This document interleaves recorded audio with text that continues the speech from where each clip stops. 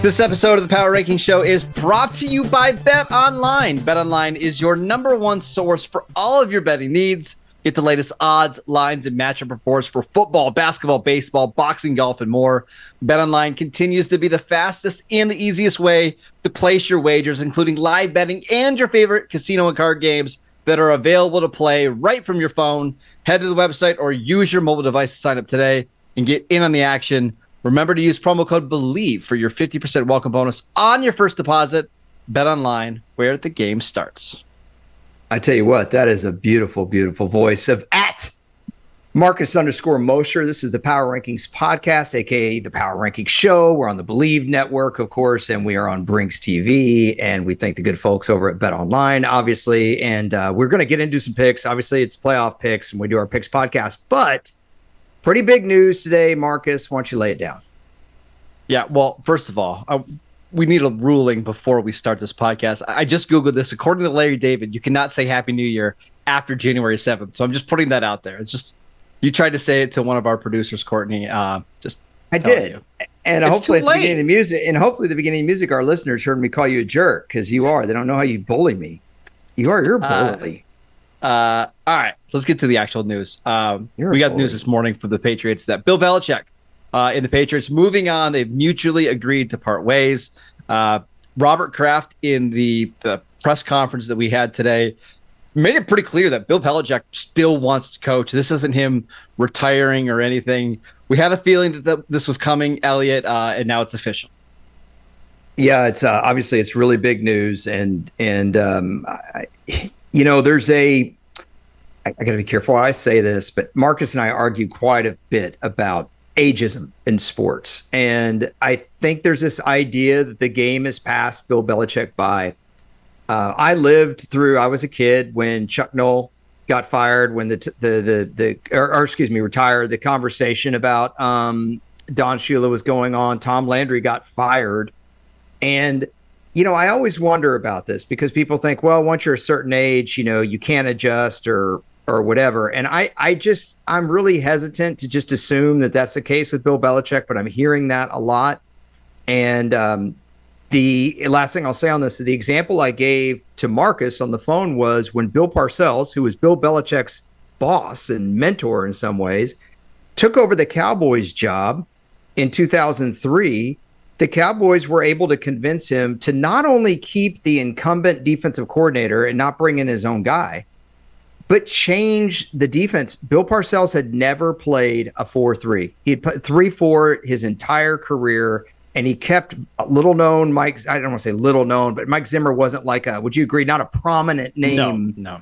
And Mike Zimmer ran a 4-3 with small linebackers. And I asked you this, and I'll ask you now on the podcast, how many examples can you think of coaches keeping their incumbent coordinators?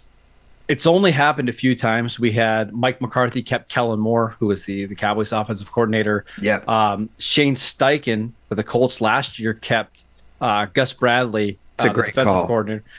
So we do have a few of these, but it's pretty rare. Right. All of which is to say, because I know I'm going off on a little bit of a tangent here, all of this is to say that older people, Parcells was already in his 60s when he took the job. Older people can adjust. It is feasible. And I don't think there's this rumor mill about Belichick going to Dallas and, what's he going to do? Just want to run the organization and stuff. I think a guy like Bill Belichick could come into a building and say, hey, you guys have done a pretty bang up job, in the talent department, other than the Taco Charlton pick. And, I'm not going to change anything here. So first of all, we're going to talk about Belichick's career for a second, but where do you see him going Do you hate these Cowboys rumors? Is there another team you think is much more viable? So, first of all, we have 8 coaching openings right now. That's a quarter of the league. And there's Mhm. still a potential that we could get more, right? Like, I don't think it's impossible that some team in the playoffs fires their coach. I think for Belichick, he needs to go to a team that is already pretty much ready made, that has a franchise quarterback, that has a good roster. How many of those teams are out there? I don't know. I mean, the Chargers job is appealing because you have a really good Yeah, quarterback, but the yeah. roster itself is not good. Atlanta, the roster is pretty good, but you don't have a quarterback. I don't think there is an awesome fit out there for Bill Belichick, and maybe he wants to take a year off and kind of reassess things. But I mean, he's not getting any younger. Yeah, look, man, I don't see Washington. I don't see Atlanta. No, I don't see the Raiders. I don't see Um, Carolina. There's no yeah, way. yeah, I don't see Carolina either. You mentioned the Chargers. That's a possibility. I don't see the Titans. No, Um, I can see Vrabel going to New England though. yeah, no, that's an interesting one. That's a really interesting one. I know there's a team we're missing that I didn't think of, but that's just kind of off the top of my head. Yeah. Now, if we look at his career, this is another thing that I kind of have an issue with. I'm coming in, man. I'm ready to go here today. Like I'm very opinionated when it comes to Bill Belichick, and so the perception of him, I think, is still that he's the greatest coach of all time. But there's been a lot of talk since 2020 that maybe it was Tom Brady. Where do you sit on that? I think he's I think he's the best coach of all time. Now, did his legacy maybe take a little bit of a hit the last 4 years? Maybe, but you can't argue what he did in New England. And frankly, the further that we get away from the Browns, actually, the better his Browns coaching tenure looks as well. I think he's inarguably the best coach of all time. Most importantly, Elliot, he went 14-4 in his career against Pittsburgh, 3-0 in the playoffs. He's my goat. One thing that I always feel like gets overlooked, man, is I know people will reach back to Cleveland, but doesn't it seem like people don't really talk about his great tenure as a defensive coordinator when they talk about his career. It's what he did with Yeah. the Patriots and Tom Brady, and oh yeah, there's the Browns. Let me say something here. This was a fantastic defensive coordinator, like the best. Yeah. That's why the guy got the opportunity. I have the ranks. I grew up on NFC East football in the mid to late 80s. This is when I was a little kid. This is when I learned football. And the Giants defense was for real. 1985, his first year as a coordinator, second in the league. 1986, his second year, second in the league, and the league MVP playing on defense. Seventh, his third year. 11th, his fourth year. That's the worst the Giants ever ranked with him as defensive coordinator. His second to last year, they were fifth, and his last year, they were second. So five top seven finishes in his 6 years, including 3 times being the second ranked defense in the league. They won 2 Super Bowls, and it wasn't on the back of their offense, man. This team won a Super Bowl. His team won a Super Bowl with Jeff Hostetler at quarterback. What a great mustache, I just don't feel like by the that's. way. Oh yeah, fantastic mustache. Are you kidding me? That's like legendary. That's like 1970s cigarette ads kind of mustache, man. Dan What about Fouts' Yeah. beard is almost what about that good. what about Belichick's tenure as the Jets head coach? You're cute. If you were Okay. any cuter, you'd be a chihuahua. Stop. Yeah. Jeez Louise. Any final Yeah. thoughts on Belichick before we move on? Other than you're an ageist, not really. No, I like But- Belichick. I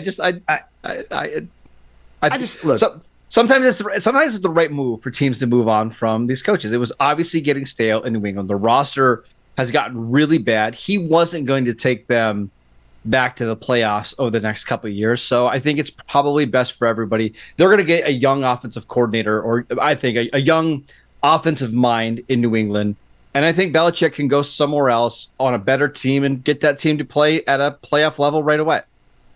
Last thing I'll say about Bill Belichick. This is more of a personal note. Feel free to call humble brag. I don't care, but I want to share this because it was a neat thing.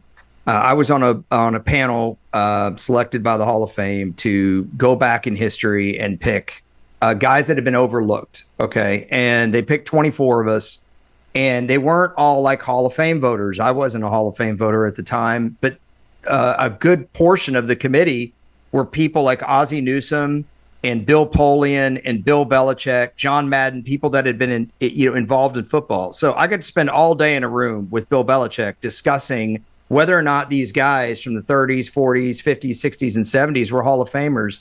And I got to eat really cruddy pizza on a paper plate with him and talk football. And I mean, really lousy pizza. You'd think they could have splurged for more for us. Let me tell you something about this, man, because it's important. You remember the Tennessee Patriots playoff game that the Patriots they kind of got it handed to them, right? Mm-hmm. That was like on a Saturday, and we did this function for the Hall of Fame the following Tuesday. So he's fresh off that loss, just flew into Canton, Ohio. It's freezing cold in January, and he sat there all day for 11 hours in that room that we spent going over these guys. And I'm saying all this to say, this is a guy that truly loves football. And when it comes to talking football with him, he is a regular dude. You probably saw that on the NFL 100 shows with the clicker. And I just want to say that because, we get, what do we hear with him all the time? On to Cincinnati, right? This is a guy that has actually a really good personality and really loves the sport. And he knows it, man, through and through and through. And I wish more people saw that side of him beyond just the coaching side of it. So, okay, I'm done. Okay. That's it. I love Bill Belichick. Easily my favorite coach of all time. I think it's so cool how he was able to switch his schemes up on defense. Sometimes week to week in the NFL, but also like half to half. I mean, what he was doing in the first half would be completely different. And he would save certain blitz looks just to fool you on a key third down in the fourth quarter. Absolutely love him. He didn't care about he didn't care about the stats either, Marcus. In Super Bowl 25, he ran a 2-5 defense, 2 down linemen, 5 linebackers. And he said, look, Thurman Thomas is going to get his on us. He's going to get 100 and something yards. He knew that was going to make his defense mad because they hadn't allowed a 100-yard rusher and who knows how long. He goes, but we're going to win, letting Thurman Thomas get his, but not letting Jim Kelly and those receivers run free. And they won that way. And that game plan is in the Hall of Fame under plexiglass. Also, one other thing, if you were a fan of the show 8 is Enough in the 70s and 80s, Bill Belichick had the perfect 8 is Enough haircut, that kind of longish with the part. All right, good talk. Let's talk some picks. Can we talk some picks? Yeah, last week, I believe we picked 14 of the 16 winners outright. We did very, very well. We're going to try to do the same this week, and we're going to start with the first game on Saturday afternoon, Browns at Texans. The Browns are 2.5-point favorites. Okay, so this is the one line that I knew because Marcus and I talked about it. I usually don't know the lines at all. Didn't you tell me on the phone it was 4.5 or 5.5? It started at 4.5, and it's kind of slowly moved down because of a Denzel Ward injury. The Browns are still pretty beat up on that side of the ball. But we don't know that he's going to miss the game. We don't know for sure. He injured his knee in practice today. What's our game time on this? 4:30 Saturday afternoon. Yeah, so the reason I'm saying this on our podcast here is there's not a lot of turnaround time for this injury. It'd be nice to have an extra day here. I still like Cleveland to cover this, man. You're talking about 2.5 points. They just have to win by a field goal. I know they're on the road. In playoff football, call me old school. I trust the team that plays defense, runs the ball, and gets competent quarterback play, unless they're going up against a Hall of Fame quarterback in their prime. And as much as I love C.J. Stroud, I'm not ready to go there yet. I'm with you. I'm taking the Browns here. I just think their defense is going to be suffocating. Amari Cooper's healthy, and that's a big deal. What's our total here? 44.5. I might be inclined to go under that, bud. I think we're going to get like a 20-17 type of game, don't you? Yeah, I was thinking 23-20. Cleveland wins on a field goal. Yeah, still under. Yeah, I'd be inclined to go Browns to cover and Browns under here. But yeah, okay, good stuff. Next one, Saturday night. This one only available on Peacock, so make sure you have your Peacock subscriptions. I can't wait for all the old people, as we're talking about old people, to figure out how to watch this game. I mean, you are just, I mean, it's just, It's going to be halftime before they figure out what Peacock is. By the way, the NFL clearly put this game on Peacock, so all the Swifties will go out there and subscribe to Peacock. Like, that's pretty clearly what they did, just to point that out. Dolphins at Chiefs. Chiefs are currently 4.5-point favorites. now you told me, 2 weeks ago, well, no, not even 2 weeks ago, a week ago, you liked Miami all day in this game. Isn't the weather going to be in like the 10s, 12s range for this game? I'm pretty sure. I saw the weather report from this morning. The high for Saturday is 2 degrees. The real feel is like -23. My brother was saying, can you just see the Dolphins showing up, in Kansas City? They've got like the sweater tied around their capris on, Well, Mike McDaniel's already been wearing the shirt this week. I wish it was colder. Yeah. Okay. I'm taking Kansas City just on that. Seriously, just on that. I know how freezing cold it can be there. You're going up against Patrick Mahomes. It's not like you're going up against Damon Heward, who I think played for both of these teams. Miami alum. Is this the Chad Henne Bowl? Who is it? The Tyreek Bowl? Has anybody made that connection yet?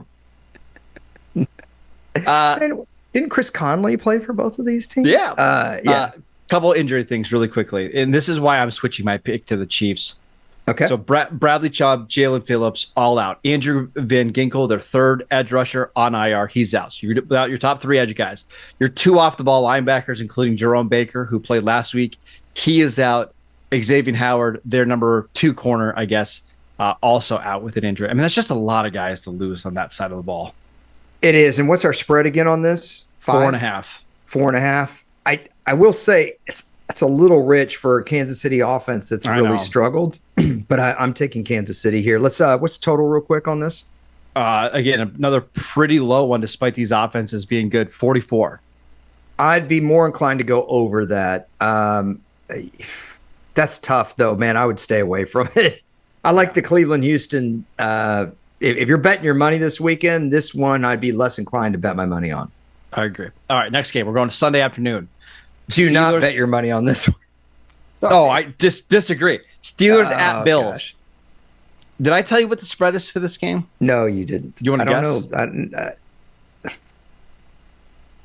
Buffalo by... Oh, wait, you did like a week ago when it first came out, and I was way too low. Didn't you tell me it's like 10.5? It's 10, yeah. Yeah, you're taking Pittsburgh all day. Are you taking Pittsburgh to win? I am. The weather on Sunday sets up perfectly for Pittsburgh. I'm looking at the forecast right now here on AccuWeather. 58-mile-an-hour wind gusts. Temperatures in the zeros with snow expected. So I think what I would look at from a matchup standpoint is over the second half of the season, Pittsburgh's running game really picked it up. They use 2 backs pretty frequently. And look, Mason Rudolph's not going to take off and make a bunch of yards on you, but he's got a strong enough arm that I think he'll be able to make some functional throws in this game. He may only throw for 100. Like the throw to Pat Freiermuth, like 4 yards by the line of scrimmage. Yes, right? he's gonna be able to convert 3rd and 4 for you. But, and also I should add to that, Buffalo's linebackers that's been depleted this year. But all that being said, the one thing about this game, Marcus, is it's not like Josh Allen just can go back there and throw. It's the playoffs. Protecting his body, I don't think is really going to be on his mind. Would you be shocked if he had 15 carries this game? I think they're going to have to. I mean, I almost don't see how they can't. I still don't trust James Cook to hold on to the ball. Leonard Fournette's never been a good cold weather running back. I think by necessity, he's going to have to get that many touches. Just a little trivia for you. What quarterback in the league had 15 carries last week? Carson Wentz had 17. Yeah, dang it. That was so weird. That was so weird. Entertaining game, but weird. Here's what makes me a little bit nervous. I think back to last year's playoffs. They played the Dolphins at home in Buffalo in a similar game. It was freezing cold in that game.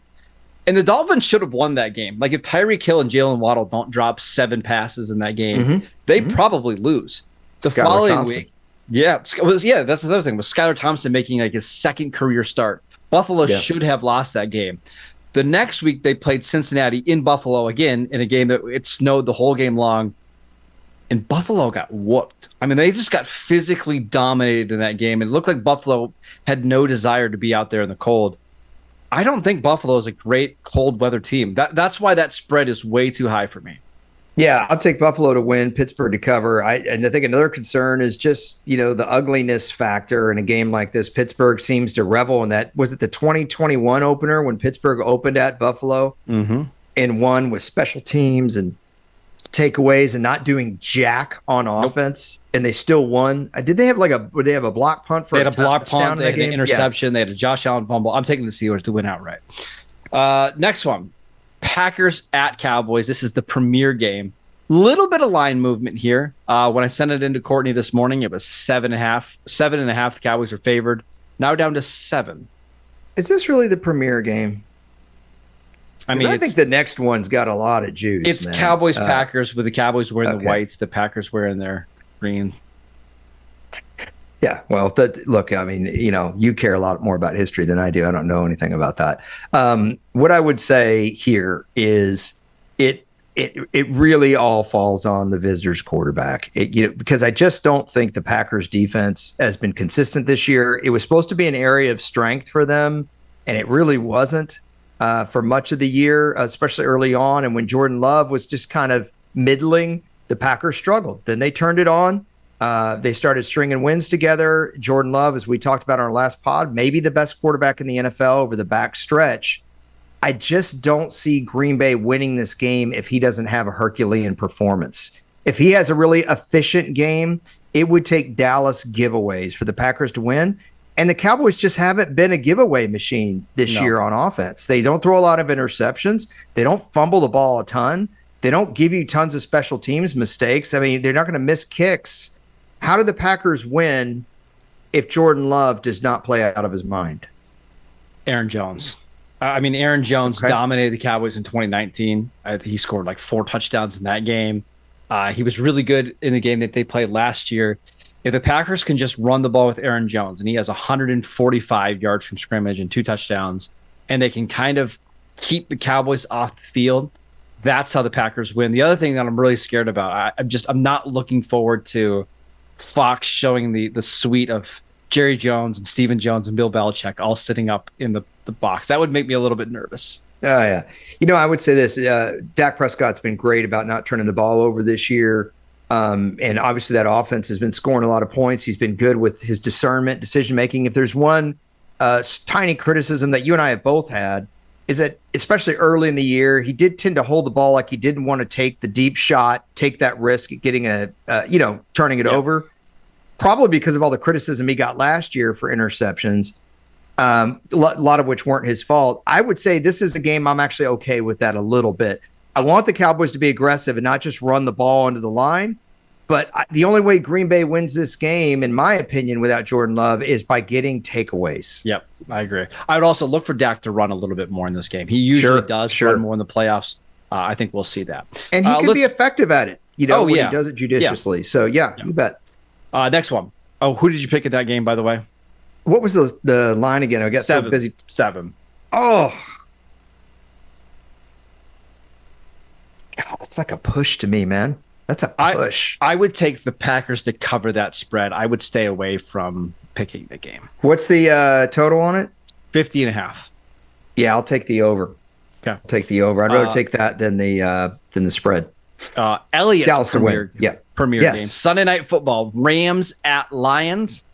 The Lions are 3-point favorites at home. I love it how it's my premier game, but it's the Sunday night game. The Fox game is going to do ridiculous ratings. I'm just telling you. Okay, a premier game from because viewers watch the Packers and Cowboys like crazy, but the juiciest matchup, come on. You think Cowboys-Packers is more juicy than this one? I don't know. I mean, the Matt Stafford trade, Matt Stafford, longtime Lion, Jared Goff, basically trashed by Rams fans. They were ready to get rid of him. Sean McVay Sean McVay got to work with who he wanted to work with, and Goff ends up resurrecting his career. Stafford playing in Detroit. I like this a lot better than Jerome Bettis coming back to Detroit. I could tell you that much. What's our spread? 3. I think you're picking the Rams here. I think you are. Rams outright. I knew it. Here's the thing. I think Sean McVay is going to know every little trick how to bother Jared Goff in this game. He's going to know what type of throws Jared Goff doesn't want to make, what type of blitzes give him problems. And I know that defense doesn't have a lot of premier players. I just see them getting enough stops to win this game. See, I actually think the exact opposite. I think he's going to know how to attack that defense of the Lions. And I just have faith in this team. I think they're going to be so highly motivated with the way that things played out at the end of the year. I think the Lions are very well aware that a lot of the pundits are picking the Rams in this game as well. And I also think they're going to want to win this for their quarterback. I think that organization is fond of Jared Goff. He may not be the long-term answer. Tough to say. He's kind of on that cusp. But I'm taking the Lions here to win by 3. What's total on this one? 51.5. Yeah, that sounds about right. I'd be almost inclined to take the over on that one. What about you? I'll take the under there. I think you're going to get a little bit of nervousness from both sides. That's possible. I would take the over if I had to, but this is a game I probably would avoid betting on. I like some of the other games we've talked about better. I like Pittsburgh to cover better. I like Cleveland to cover better. I might leave this one alone. Let's go to the last game. All right, last one. We've got the Eagles at Buccaneers. The Eagles are 3-point favorites on the road. Couple injury things. Jalen Hurts was at practice today. He said he's not going to throw the ball until Sunday just because he wants to give his finger as much time to rest. No A.J. Brown at practice. I'm going to take the Eagles to win this game. They've been disparaged so much. Think what you want about their head coach or the way they've played, but this team has a lot of veterans, and veterans are prideful. And if this is Fletcher Cox or Brandon Graham's or Jason Kelsey's last game, you think they're going to want to go out like this? Those are the leaders on that team. I hate to say it, this actually of all the games is the worst one you could bet on, in my opinion. I agree. Which Eagles team is going to show up? You have absolutely no idea. They could beat the Bucs 37-3, or they could get beat 22-10 in the ugliest game you've ever seen in your life. So which way are you leaning? I'll probably lean Philly just because they are so experienced in the playoffs. They have so many veterans. I think they're just going to try to run the ball like crazy, but I don't feel great about it. No, man. This is they are banged up on offense too. They are banged up. Make the case for Tampa Bay winning here. What's Tampa Bay's road to victory here? Well, I just think they're passing the ball much better than they were when they met in week 3 or whatever that game was. Mike Evans is playing really well. Chris Godwin has had a really nice year. I don't know if Philly has the guys in the secondary to stop them. And if Mike Evans and Chris Godwin just go wild, why couldn't they score 30 points and win this game? And I would say that their defense has held the fort. It's really been their offense at times. It's been inconsistent. We should say, man, Baker Mayfield looked really banged up last week when he did his post-game interview with Carolina. Like, even when he was walking off the field, it was like, dude, this guy looks like he's nursing about 8 injuries right now. Yeah. That would be the concern for me. But, okay, so that's what we got. Let's review them. All right, so Browns-Texans, we both like the Browns to win that game and to cover that spread. Dolphins-Chiefs, we both like the Chiefs to win and cover. Steelers-Bills, we both like the Steelers to cover. You like the Bills to win. I like the Steelers to win. Packers-Cowboys, we both like the Packers to probably cover that 7-point spread. You are a little bit more on pushing there. Lions-Rams, we're split. I like the Rams. You like the Lions. I'll take the Rams to win outright. Philly, Tampa Bay, stay away from this game, but I lean Philly, and I think you do as well. Final thought here. Of all these games, other than the Cowboys, which one are you just the most interested in watching, or do you have the strongest rooting interest? Well, I know which one you have the strongest rooting interest, so let's take that off the board. No, you don't. There's Buffalo 2 of them on Sunday. Yeah, I think Lions-Rams is the one that I'm the most interested to see. this Lions team is pretty inexperienced outside of Jared Goff when it comes to the playoffs. Are they too young, or are they too young to even care that it's a big game? I can't wait to see. I'm really looking forward to Cleveland Texans. I know it's probably the least sexy matchup on the board in terms of franchises, but I'm so tired of the Browns stinking. I am, and I want to see the Browns win and the other wild card teams lose so that the Browns have to go into Baltimore, because I think that would be a fantastic divisional round game. So that's what we got. But if you want more on the Cowboys-Packers game, make sure to listen to Locked on Cowboys. Marcus actually just did a crossover pod, right, with the Packers group to get more insight on that game. He also obviously does the Dynasty podcast for the Locked On Network, which just got nominated for award for Best Fantasy Podcast. And he writes for the 33rd Team, and also covers the Raiders for USA Today and Raiders Wire. It's interesting to see what happens there. He is at Marcus_Mosher on Twitter, and we will talk to you guys later. We appreciate the good folks at Believe, Bet Online, and Brinks, and have a great football weekend, everybody. Take care. Bye-bye.